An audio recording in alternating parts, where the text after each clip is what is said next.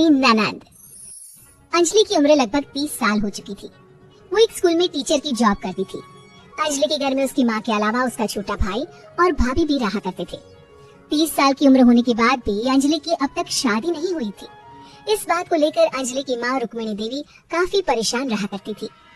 माँ, मैं स्कूल जा रही हूँ, जरा मेरा टिफिन तो दे दीजिए। अब क्या पूरी जिंदगी मैं तुझे टिफिन बना कर देती रहूंगी? अरे कुछ सोचा भी अपने बारे में या बस ऐसे ही?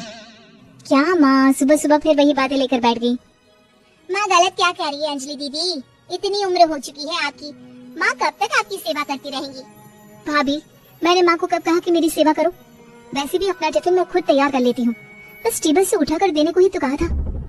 वैसे अंजलि दीदी, देखा जाए तो टिफिन उठाकर देने की उम्र तो आपकी है। आपका अपना घर परिवार बच्चे होते तो ये जिम्मेदारी आज आप पूरी कर रही होती। एक बात मेरी समझ में नहीं आती, अगर मेरी शादी नहीं हुई तो इसमें मेरी क्या गलती है और तुम सब लोग मेरे पीछे क्यों पड़े रहते हो? अरे कुछ कहना क्या, पीछे पड़े रहना होता है। अपने छोटे भाई को देख, तुझसे 3 साल छोटा है लेकिन 2-2 बच्चे खेल रहे हैं आंगन में। मुझे आप लोगों की कोई बात नहीं सुननी, जा रही हूँ मैं। और आप में से किसी को मेरा कोई काम करने की जरूरत नहीं है, मैं खुद संभालूंगी। इतना कहकर अंजलि वहाँ से चली जाती है। शाम को जब अंजलि अपने स्कूल से लौटकर घर वापस आती है तो उसने देखा कि पड़ोस वाली निर्मला चाची वहाँ पर बैठी हुई थी। क्या बात है अंजलि बिटिया, नौकरी करके वापस आ गई? जी चाची जी, कैसी हैं आप? मैं तो ठीक हूँ बेटा, तुम बताओ शादी के बारे में कुछ सोचा या नहीं? अरे रहने दीजिए ना, इससे तो शादी की बात करना ही बेकार है। कुछ भी कहो तो गुस्सा करती है, बात बात पर आंखें दिखाती है। माँ, आप ऐसा क्यों कह रही है? मैंने कब आप पर गुस्सा किया? अरे अंजलि बेटा, तुम्हारी माँ ठीक ही तो कहती है।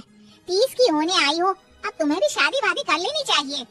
चाची जी, आप तो ऐसे कह रही हैं जैसे शादी करने से मैंने मना किया हो। रहने दीजिए निर्मला चाची, हमारी अंजलि दीदी को अभी तक उनकी पसंद का दूल्हा नहीं मिला ना, इसीलिए वो शादी नहीं कर रही। भाभी, ऐसी कोई बात नहीं है। अरे तो फिर क्या बात है? तुम्हारी माँ ने तुम्हारे लिए इतने रिश्ते ढूंढे लेकिन तुम्हें कोई पसंद ही नहीं आता। क्या है ना चाची जी, हमारी ननद रानी नौकरी जो करती है ऐसे ही थोड़ी ना किसी को पसंद कर लेंगी। अरे भाई, नौकरी का घमंड है तो बात अलग है, कोई और बात हो तो बताओ, कोई रास्ता निकाला जाए। नहीं नहीं चाची जी, कोई बात नहीं है, बस मुझे अभी तक अपनी पसंद का कोई मिला नहीं है। सुन लिया आपने, इस लड़की के तो पर निकल आए हैं और इतनी उम्र में अपनी पसंद का कोई मिलेगा भी नहीं इसे। माँ, आप मेरी शादी को लेकर हमेशा मुझे ताने क्यों मारती रहती हैं? अपनी माँ की बातें तो ताने लगती है। ताने हैं? बताओ, मैंने कुछ गलत कहा क्या? देखो, ये सब छोड़ो, मेरी दूर की बुआ का बेटा है, उसकी अभी शादी नहीं हुई है, उम्र होगी कोई 34-35 साल। आप कहें तो बात आगे बढ़ाऊं? अरे हाँ हाँ, क्यों नहीं, ये भी कोई पूछने की बात है। अरे जल्दी से लड़की को यहाँ बुला लो।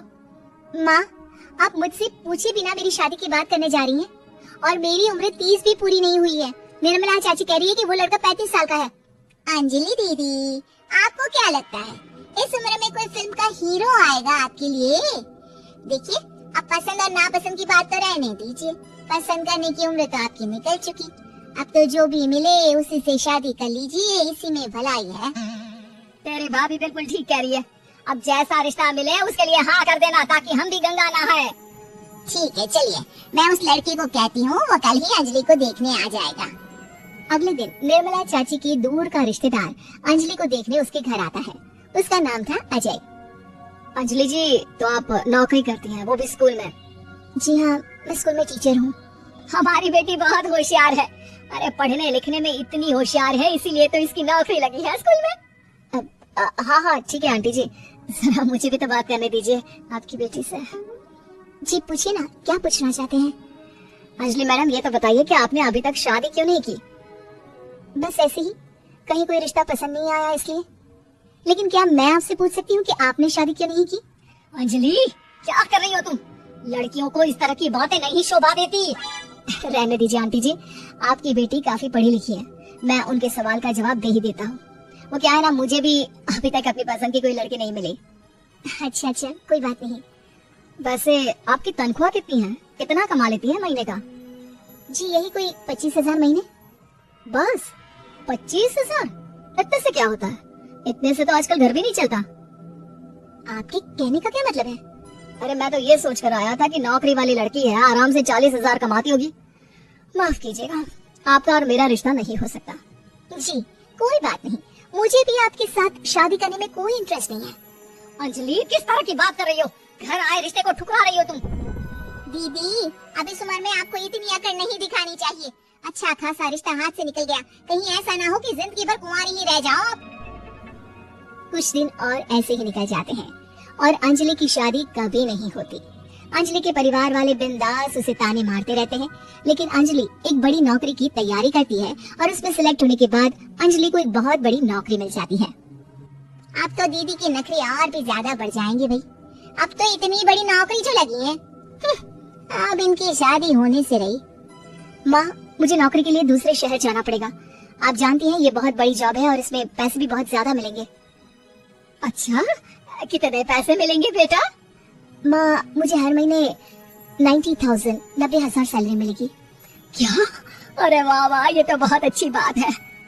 लेकिन फायदा क्या? कितने भी पैसे मिले, शादी तो हुई नहीं ना तुम्हारी। अंजलि नौकरी करने के लिए दूसरे शहर में चली जाती है और जब कुछ महीनों के बाद वो वापस घर आती है तो उसे अपने पति के साथ देखकर उसके घर वाले हैरान रह जाते हैं। अरे अंजलि, तूने शादी कर ली और हमें बताया तक नहीं। और दामाद जी करते क्या है? इतनी बड़ी कार है उनकी। माँ मैं आपको सब कुछ बताना चाहती थी, लेकिन आप सबके ताने सुनकर बहुत दुखी हो गई थी और इसलिए मैंने अपनी पसंद से शादी कर ली। मेरे पति मेरे साथ ही ऑफिस में नौकरी करते हैं और बहुत बड़े अफसर हैं। और एक बात बताऊं माँ, आज मैं बहुत खुश हूँ।